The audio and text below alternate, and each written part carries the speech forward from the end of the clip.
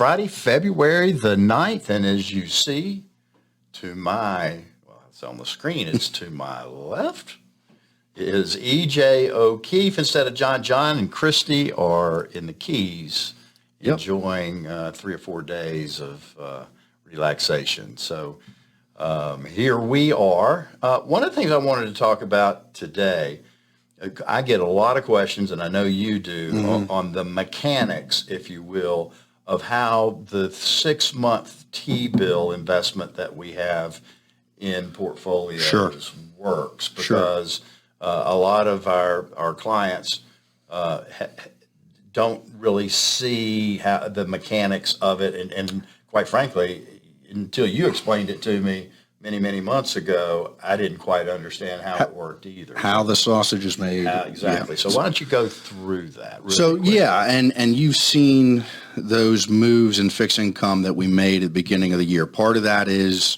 moving from the 3-month Treasury bill ETF to a 6-month Treasury bill ETF. So what it does is inside that ETF, it buys actual Treasury bills up into that 6-month horizon and maturity level. When the ETF at the first of the month, it resets and will go down in price by about 20, 30 cents in price. It appreciates throughout the course of the month. And then, again, it'll reset every month. You'll see in your statements that you get a payout, just like you would if it was a Treasury bill that matures.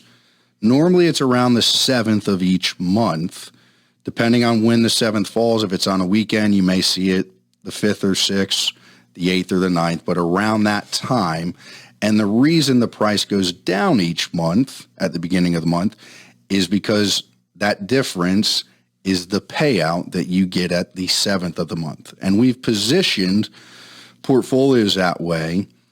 It allows us, when we're managing accounts, if something were to happen in the market, whether it's an opportunity to get into equities or something goes awry and we need to get completely out, it allows us with a moment in time, within seconds, to be very nimble and get out of the market instead of waiting for physical paper, whether it be 3 or 6-month Treasury bills.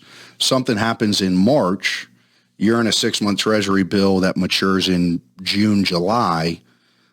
We want to make sure that we're actively managing that when the event happens in March or whenever that time period is.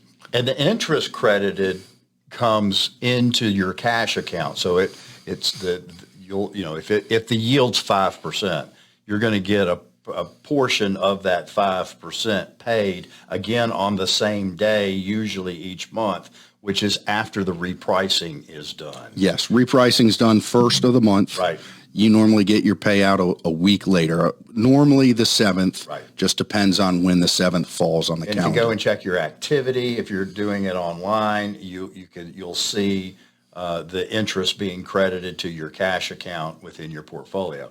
So that's really how it works. If you have other questions about that, feel free to call us, but we've just had a whole lot of questions, and it's noticeable because we are holding, in some accounts, a big position in those. And so if the repricing occurs and it's a negative, you'll notice it because the negative is a little larger. Correct. So again, it all works out. The sausage is made and it tastes good. So there you go. Speaking of sausage. Food, yeah, appetizers and parties, we got the Super Bowl coming up. Yes. Who's your pick? My pick is Kansas City.